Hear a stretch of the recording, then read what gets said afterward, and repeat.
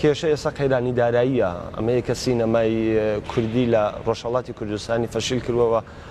ئەو سینەما نەیتوانی وەکو ساڵانی ڕابردوو ئەو ڕۆژ بە باشی بەشداری فستیواڵەکانی نێونەتەوەی بکات. قەیرانی دارایی ئەبێت ئەمەی کەشە زۆر بەشی کەشە ئاسەنگ پێش بێت هەر ئەمە باعث بێت کە فیلتێرهایە وجودی بێ بۆ بەشە سناریۆهایەک هەموو ئەمان ناگەڕێتەوە بۆ قەیران داراییە کە هەیە بەڵام سینەمای کوردی لە ڕۆژهەڵات ئیشی خۆی هەرەکات بەڵام نەوەک ساڵانی پێشوو لە حەزی تکنیکی باشتر بووە بەڵام لە حەزی ئیشی زۆر وەکو ساڵان نییە ناتوانین ئەو ئیشە زۆر. بەڕێزان ئێسش بە شێوەیەکی ڕاستەوخۆ دەچینە دهۆک چوارمین فستیواڵی نێودەوڵەتی فیلم لە دهۆک کارەکانی بەردەوامە و دیمەنانی کە دەیبینن دیمەنی تایبەت بە فستیوالەکەیە شەشەمین ڕۆژی فستیوالەکەیە فەرشی سوور بۆ فیلمی کەیوان کەریمی بەڕێوە دەچێت و ڕێگە نەدراوە کە خودی دەرهێنەرەکە واتە کەیوان کەریمی لەلایەن بەرپرسانی ئێران وەک پێشتریش هاوکارم دەرباز یونس ئاماژەی پێدا بوو کە ڕێگەی پێ نەدراوە لەم فستیواڵەدا بەشدار بێت بەڵام کەسانێک وەکو نوێنەر لەم فستیواڵەدا بەشدارن و ئەوەش کە دەبینرێت دیمەنی ڕاستەوخۆی چوارمین فستیواڵی نێودەوڵەتی فیلم لە دهۆکە وەکو کورسیەک وەکو هێمایەک وەکو سمبولێک بۆ شوێنی بەتاڵی کەیوان کەریمی دانراوە. کەیوان کەریمی یەکێکە لە دەرهێنەرانی کورد لە 30 شاریوەری ساڵی 1364 هەتاوی لە شاری بانە لەدایک بووە و هەروەها ڕشتەی زانستی پەیوەندی کۆمەڵایەتی لە زانکۆی تاران تەواو کردووە توانیوێتی تاوەکو ئێستا بە چەندین کورتە فیلم بەرهەم بێنێت.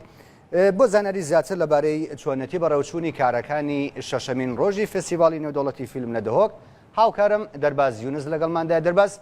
چالێکەکان تاوەکو ئێستا چۆن بەڕێوە دەچێت ئایا هیچ کەسێک بە نوێنەرایەتی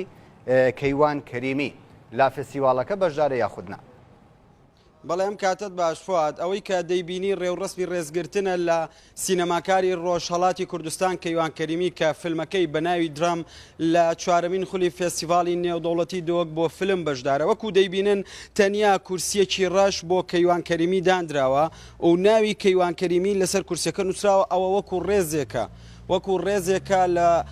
ئامادە نەبوونی کەیوان کەریمی. کەیوان کەریمی وەکو تۆ باست کرد لە بانە لەدایک بووە بەهۆی بەرهەمهێنانی فیلمەکانی لەلایەن کۆماری ئەسلامی ئێرانەوە دەست بەسەر کراوە لە شوێنێکە کە ناتوانێت هیچ کەسێک بیبینێ تەنیا ئەوەی کە بەتەنیایە. فواد دەمێ باسی ئەوە بکەم کەیوان کەریمی ئەو فیلمەکە ناوی درەمە ئەو فیلمەی بە نهێنی دروست کردووە و نردوویەتی بۆ فێستیڤاڵی ڤینیسیا. ئەو فیلمە لە بەشی پێشبڕکێی سەرەکی فێستیڤاڵی ڤینیسیا بەشداری کردووە کە فێستیڤاڵەکە لە سیوێکی مانگی هەش دەستی بە چالاکیەکانی کرد و چەند ڕۆژێک بەر لە ئێستا لە 10 مانگ چالاکیەکانی کۆتایی پێهات دووەمین فێستیڤاڵ لە هەموو جیهان کە ئەو فیلمەی کەیوان کەریمی بەشداری تێدا دەکات فێستیڤاڵی دهۆکە. ئێستا ستافی فێستیڤاڵ ئەو کورسی کەیوان کەریمی هەڵدەگرن لێرە و دەیبەن بۆ شوێنی فۆتۆکۆڵ لەوێ مەراسیمی فەرشی سوور هەموو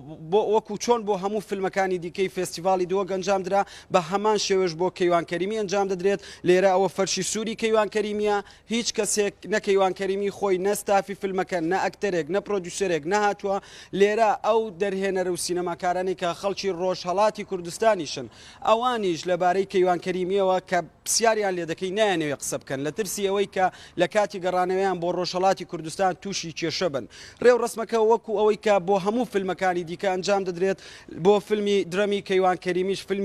فیلمی تەپڵ ئەنجام دەدرێت لە دوای فۆتۆکۆڵ نامەیەکی کەیوان کەریمی هەیە کە نامەکەی بۆ فێستیڤاڵی دۆک ناردووە بڕیار وایە ئەو نامەیە لەلایەن سینەماکاری کورتی شام زەمان کە یەکێکە لە سینەماکارە هەرە باشەکان و خاوەنی فیلمی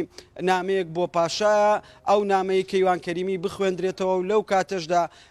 تۆڕی میدیای ڕوودا و ئامادە دەبێت دەمانەوێت بزانین کە کەیوان کەریمی لە نامەکەیدا چی نووسیوە. بەڵێ هاوکارم دەرباز یونس بە شێوەیەکی ڕاستەوخۆ لە چوارەمین فستیواڵی نێودەوڵەتی فیلم لە دهۆکەوە لەگەڵمانە بووی گەلێک سپاس.